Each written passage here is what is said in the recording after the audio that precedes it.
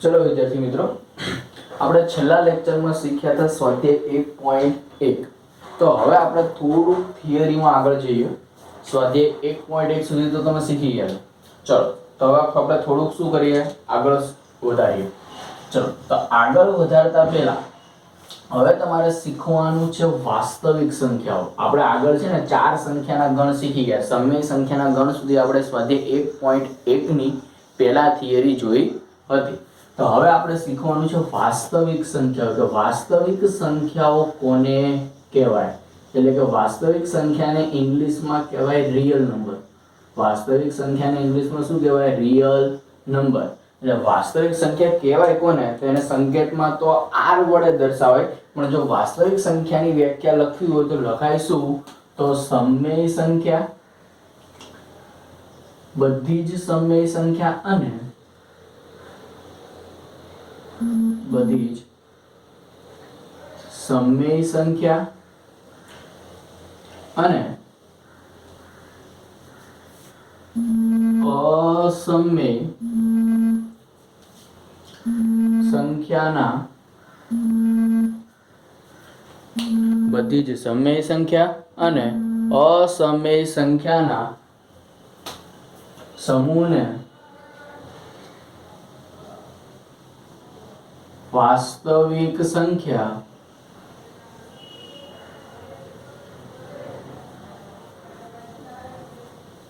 કહે છે.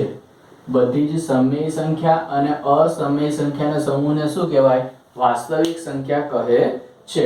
વાસ્તવિક સંખ્યાને સંકેતમાં, ધ્યાન રાખજો, વાસ્તવિક સંખ્યાને સંકેતમાં કેપિટલ R વડે દર્શાવાય છે. વાસ્તવિક સંખ્યાને સંકેતમાં શેના વડે દર્શાવાય છે? કેપિટલ R વડે દર્શાવાય છે. હવે તમને એ પ્રશ્ન થાય કે સાહેબ સમય સંખ્યા તો આપણે બધી શીખી ગયા, તો ચલો સમય સંખ્યા કોને કહે? તો જે સંખ્યાને p/q સ્વરૂપે દર્શાવી શકાય છે એવી સંખ્યાને સમય સંખ્યા કહેવાય. એવું આપણે 8મા ધોરણ સુધી શીખ્યા હતા, હે ને? પણ અસમય સંખ્યા કોને કહેવાય? અસમય સંખ્યા આપણા માટે કેવું છે? થોડુંક નવું છે. એટલે કે અસમય સંખ્યા કોને કહેવાય એ આપણને હજી ખબર નથી. ખ્યાલ આવી ગયો?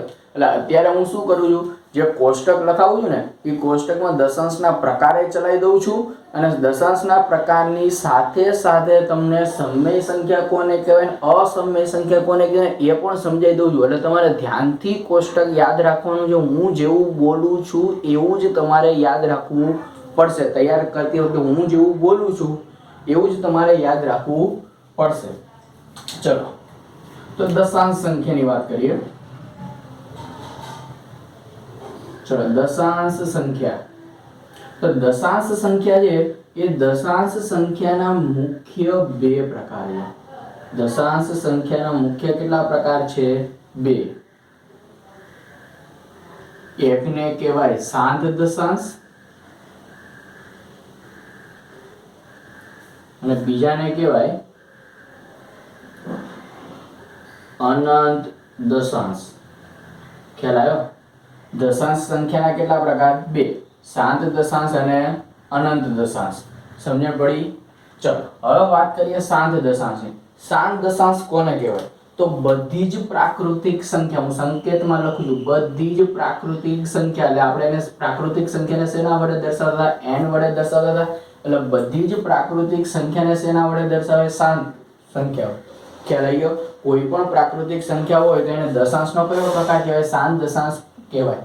સમજણ પડી? દશાંશમાં કયો પ્રકાર? શાંત દશાંશ. એટલે પ્રાકૃતિક સંખ્યા તો ખબર ને, જેની શરૂઆત ક્યાંથી થતી હોય? 1 2 3 4 5 અનંત સુધી જતી હોય. એટલે બધી જ પ્રાકૃતિક સંખ્યાને કેવી દશાંશ કહેવાય? શાંત દશાંશ.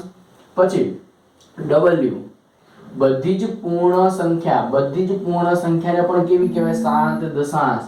Z, બધી જ પૂર્ણાંક સંખ્યાને પણ કેવી કહેવાય? શાંત દશાંશ. એટલે બધી જ પ્રાકૃતિક સંખ્યા, બધી જ પૂર્ણ સંખ્યા, બધી જ પૂર્ણાંક સંખ્યાને કેવી સંખ્યા કહેવાય? શાંત દશાંશ કહેવાય. આ ઉપરાંત જે સંખ્યાનું વર્ગમૂળ નીકળે, જે સંખ્યાનું શું નીકળે? વર્ગમૂળ નીકળે. અહીંયા જો 4 નું વર્ગમૂળ કેટલું થાય? 2. એટલે કે જે સંખ્યાનું વર્ગમૂળ નીકળતું હોય, 9 નું વર્ગમૂળ કેટલું થાય 3, તો જે સંખ્યાનું વર્ગમૂળ નીકળે એવી સંખ્યાને પણ શું કહેવાય? શાંત દશાંશ.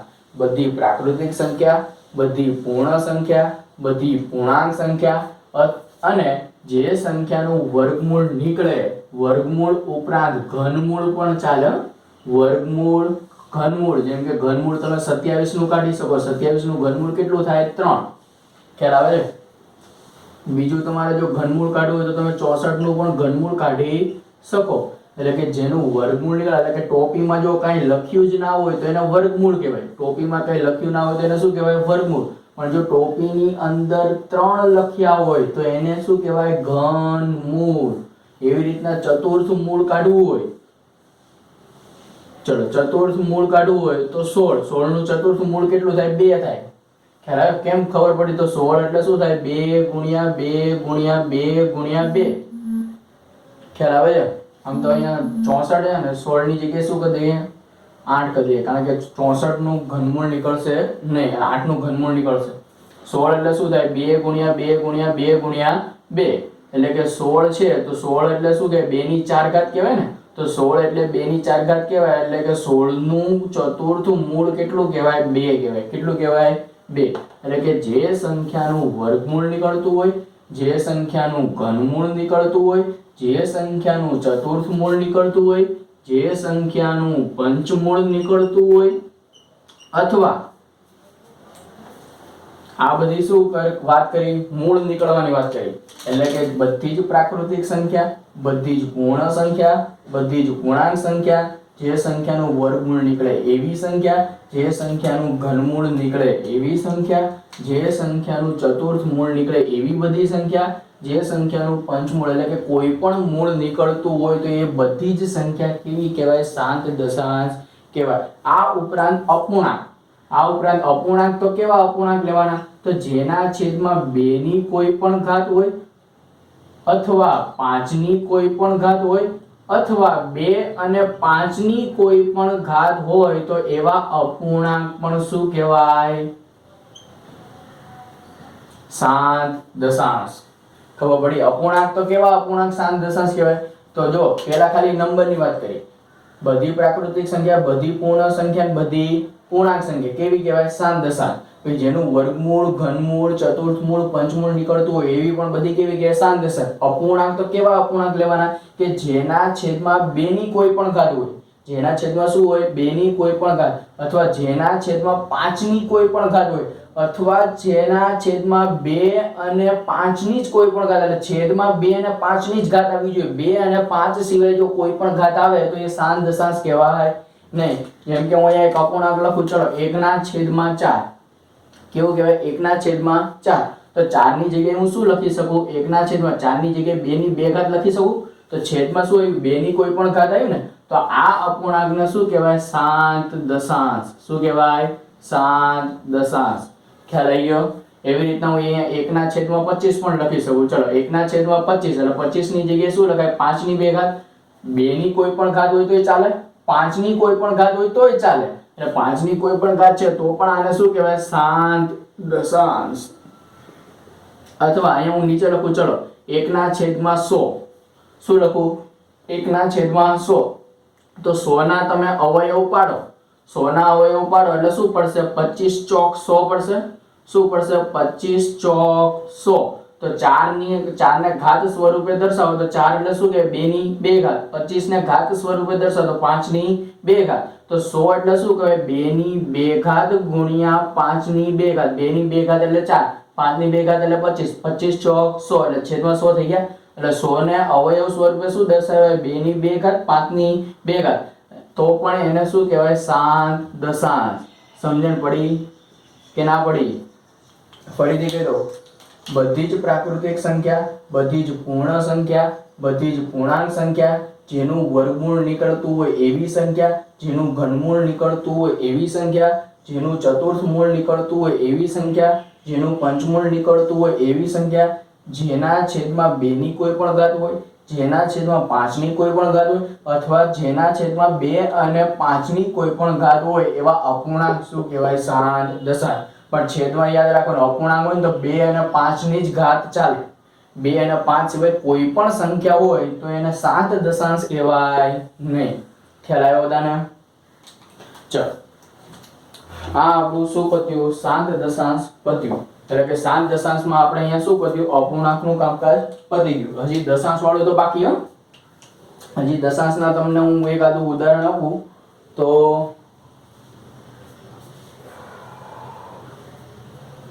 ચલો એકાદું હજી ઉદાહરણ તમને હું આપું. હજી આમાં એક મુદ્દો રહી ગયો તો ધ્યાન રાખજો બધા. હવે કઈ નવી સંખ્યા આવશે? તો જેનું દશાંશ પછી સ્વરૂપ મર્યાદિત છે. જે દશાંશ સંખ્યા કેવી છે? મર્યાદિત છે. એટલે કે 0.5 તો 0.5 એ ફિક્સ થઈ ગયું. 5 થી આગળ જતું નથી. એટલે કે પોઈન્ટ પછી સંખ્યા કેવી હોય? મર્યાદિત હોય. એવી બધી જ દશાંશ સંખ્યા શું કહેવાય? શાંત દશાંશ કહેવાય. જેમ કે હું અહીંયા લખું 0.82 તો 82 એટલે પછી આગળ કઈ જતું નથી. તો આવી સંખ્યા હોય તો આવી સંખ્યાને બધી કેવી કહેવાય? શાંત દશાંશ. સમજ પડી? આંકડા ગમે એટલા, જેમ કે અહીંયા 0.1373 પણ 0.1373 આવ્યું ને તો આગળ હવે ક્યાંય જાય છે સંખ્યા? આગળ ક્યાંય જતી નથી. તો આવા અપૂર્ણાંક પણ શું કહેવાય? શાંત દશાંશ. સમજણ પડી? 4 પ્રકારની સંખ્યા હોય. ખબર પડી ને કે બધી પ્રાકૃતિક સંખ્યા, બધી પૂર્ણ સંખ્યા, બધી પૂર્ણાંક સંખ્યા, જેનું વર્ગમૂળ નીકળે, ઘનમૂળ નીકળે, ચતુર્થમૂળ નીકળે, પંચમૂળ નીકળે, જેના છેદમાં 2 ની કોઈ પણ ઘાત હોય, જેના છેદમાં 5 ની કોઈ પણ ઘાત હોય, અથવા 2 અને 5 ની કોઈ પણ ઘાત હોય, અથવા જે દશાંશ સ્વરૂપ મર્યાદિત હોય. જે દશાંશ સ્વરૂપ કેવું હોય? મર્યાદિત. અનંત સુધી જતું હોવું જોઈએ નહીં. અનંત સુધી જતું ના હોય એવી દશાંશ સંખ્યા હોય તો પણ એને શું કહેવાય? શાંત દશાંશ. પડી ખબર? ચલો હવે વાત આવીએ અનંત દશાંશમાં. હવે વાત કોની કરીએ? અનંત દશાંશની. તો અનંત દશાંશના પણ કેટલા ભાગ છે? 2 ભાગ છે. કેટલા ભાગ છે? 2. કયા કયા? તો અહીંયા જોઈએ. ચલો અનંત દશાંશ છે તો અનંત દશાંશ છે એના 2 ભાગ છે. કયા કયા? તો અનંત આવૃત દશાંશ. ધ્યાનથી સાંભળજો. અનંત આવૃત દશાંશ અને નંબર 2 અનંત અનાવૃત દશાંશ. અનંત આવૃત દશાંશ અને અનંત અનાવૃત દશાંશ. ચલો અનંત આવૃત દશાંશ છે એ અનંત આવૃત દશાંશને ઉદાહરણ આપણે જોઈએ કે અનંત આવૃત દશાંશ કોને કહેવાય? ખ્યાલ આવ્યો? તો અનંત આવૃત દશાંશમાં જો આપણે જોઈએ સંખ્યા તો જેનું દશાંશ સ્વરૂપ, જેમ કે હું લખું, ધ્યાન રાખજો, જેનું દશાંશ સ્વરૂપ પોઈન્ટ પછી કેવું હોય? 1 ને 1 સંખ્યાનું પુનરાવર્તન થતું હોય. જેનું દશાંશ ચિહ્ન પછી 1 ની 1 સંખ્યાનું પુનરાવર્તન થતું હોય અને અનંત સુધી જતી હોય ને તો એવી સંખ્યાને શું કહેવાય? અનંત અનાવૃત દશાંશ. ખબર પડી?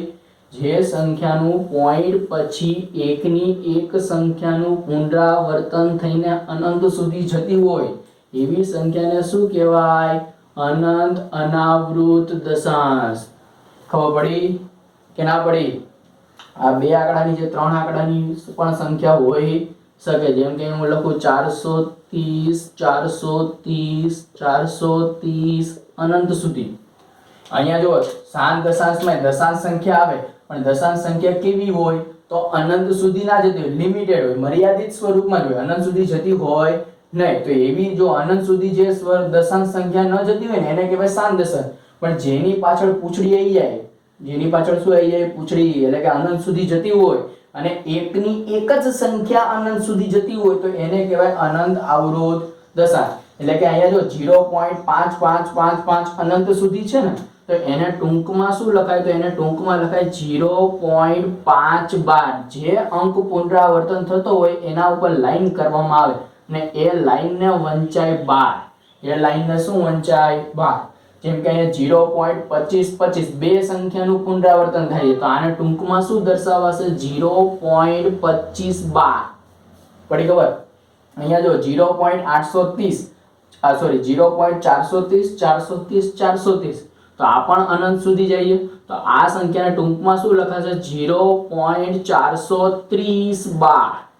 એટલે જે સંખ્યા ઉપર લાઈન દોરેલી હોય એને શું કહેવાય? તો એનું વારંવાર દશાંશ ચિહ્ન પછી પુનરાવર્તન થાય છે અને એ સંખ્યાને શું વંચાય, એ સંખ્યા ઉપર લાઈન છે અને શું વંચાય, 12 વંચાય છે.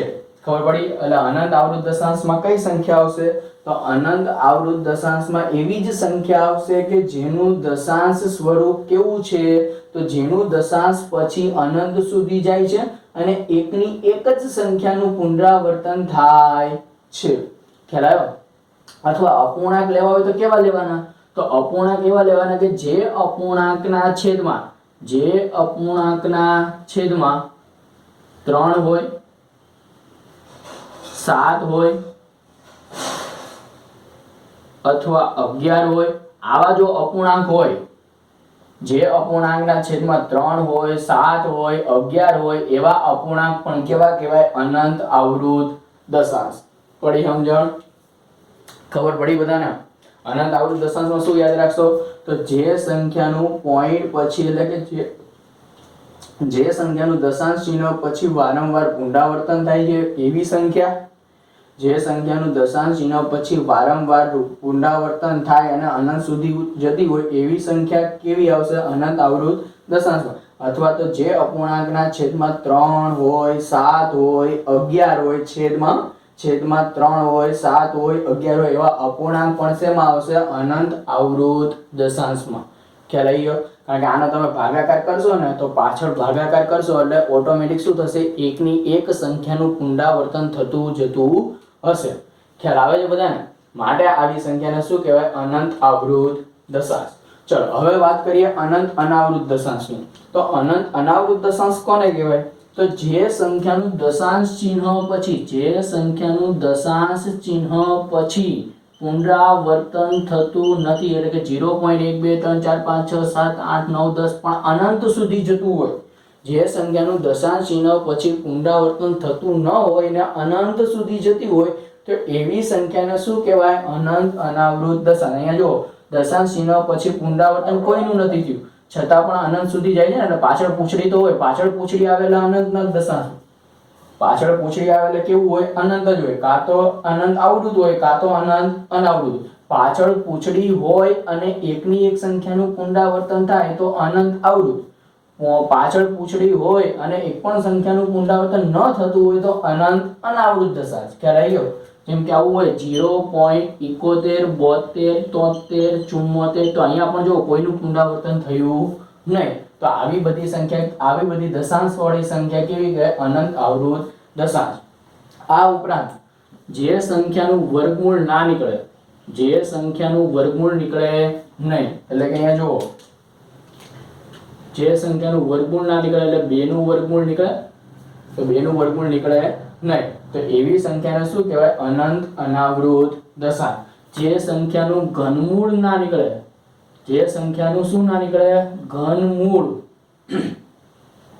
જેમ કે અહીંયા લખું ઘનમૂળમાં 9 નું વર્ગમૂળ નીકળે, ઘનમૂળ નીકળે નહીં. એટલે કે જે સંખ્યાનું ઘનમૂળ ના નીકળે, જે સંખ્યાનું વર્ગમૂળ ના નીકળે, જે સંખ્યાનું ઘનમૂળ ના નીકળે, જે સંખ્યાનું ચતુર્થ મૂળ ના નીકળે, જે સંખ્યાનું પંચમૂળ ના નીકળે, એવી બધી જ સંખ્યા કેવી કહેવાય? અનંત અનાવૃત દશાંશ. ખ્યાલ આવી ગયો? જેનું વર્ગમૂળ, ઘનમૂળ, ચતુર્થ મૂળ, પંચમૂળ ના નીકળે તો અનાવૃત દશાંશ, અને જો ઘનમૂળ, ચતુર્થ મૂળ, પંચમૂળ નીકળે તો શાંત દશાંશ. ખ્યાલ આવે છે? આ ઉપરાંત નવી કઈ સંખ્યા ઉમેરાશે? તો આ ઉપરાંત વિશિષ્ટ સંખ્યા એક છે પાઈ. એક વિશિષ્ટ સંખ્યા કઈ છે? પાઈ. એ પાઈને કેવી કહેવાય? અનંત અનાવૃત દશાંશ. પાઈને કેવી સંખ્યા કહેવાય? અનંત અનાવૃત દશાંશ. ખ્યાલ આવી ગયો? ચલો હવે આ જો જે શાંત દશાંશ છે, કેવી સંખ્યા છે? શાંત દશાંશ છે. એ શાંત દશાંશ અને અનંત આવૃત, અનંત દશાંશનો એક પ્રકાર છે અનંત આવૃત દશાંશ. એટલે શાંત દશાંશ અને અનંત આવૃત દશાંશ એ સંખ્યાને કહેવાય સમમેય સંખ્યા. એ સંખ્યાને શું કહેવાય? સમમેય સંખ્યા. ખ્યાલ આવી ગયો કે ન આવ્યો? શાંત દશાંશની કોઈ પણ સંખ્યા હોય અથવા અનંત આવૃત દશાંશની કોઈ પણ સંખ્યા, આ બંને પ્રકારની સંખ્યાને શું કહેવાશે? સમમેય સંખ્યા. ખ્યાલ આવે છે? અને અનંત અનાવૃત દશાંશ છે એ અનંત અનાવૃત દશાંશના પ્રકારની સંખ્યા હોય તો એને કહેવાય અસમમેય સંખ્યા. એને કેવી સંખ્યા કહેવાય? અસમમેય સંખ્યા. હવે અસમમેય સંખ્યા વિશે ખબર પડી. અસમમેય સંખ્યા અને અનંત અનાવૃત દશાંશ બંને સંખ્યા સરખી. આ અનંત અનાવૃત દશાંશ કોનો પ્રકાર છે? તો દશાંશ સંખ્યા. દશાંશ સંખ્યામાં બે પ્રકાર, શાંત દશાંશ, અનંત દશાંશ. અનંત દશાંશના બે પ્રકાર, અનંત આવૃત દશાંશ, અનંત અનાવૃત દશાંશ. એમાં અનંત અનાવૃત દશાંશને શું કહેવાય? અસમમેય સંખ્યા પણ કહેવાય. તો અનંત અનાવૃત દશાંશમાં શું આવે? તો જેનું દશાંશ ચિહ્ન પછી વારંવાર પુનરાવર્તન થતું નથી, જે સંખ્યાનું દશાંશ ચિહ્ન પછી વારંવાર પુનરાવર્તન થતું ના હોય અને અનંત સુધી જતી હોય, વર્ગમૂળ ન નીકળે, ઘનમૂળ ન નીકળે, ચતુર્થમૂળ ન નીકળે, પંચમૂળ ન નીકળે અને વિશિષ્ટ સંખ્યા કઈ છે? પાઈ. પાઈને પણ કેવી સંખ્યા કહેવાય? અસમમેય સંખ્યા કહેવાય અને અનંત અનાવૃત દશાંશ પણ કહેવાય. ખ્યાલ આવી ગયો? એટલે આ કોષ્ટક તમારે લખીને સરસ તૈયાર કરવાનું છે બધાએ. અને આ સડસડાટ જો આવડતું હશે તો જ આગળના સ્વાધ્યાયમાં તમને મજા આવશે દાખલા કરવાની. જો આમાં હું જેવું બોલું છું એવું જો તમે તૈયાર નથી કર્યું, વિડીયો એવું લાગે તો 1-2 વાર જોજો વધારે, અને તૈયાર નથી કર્યું તો પછી સ્વાધ્યાયના દાખલામાં ખબર પડશે નહીં, કારણ કે આખો બેઝ આ જ છે.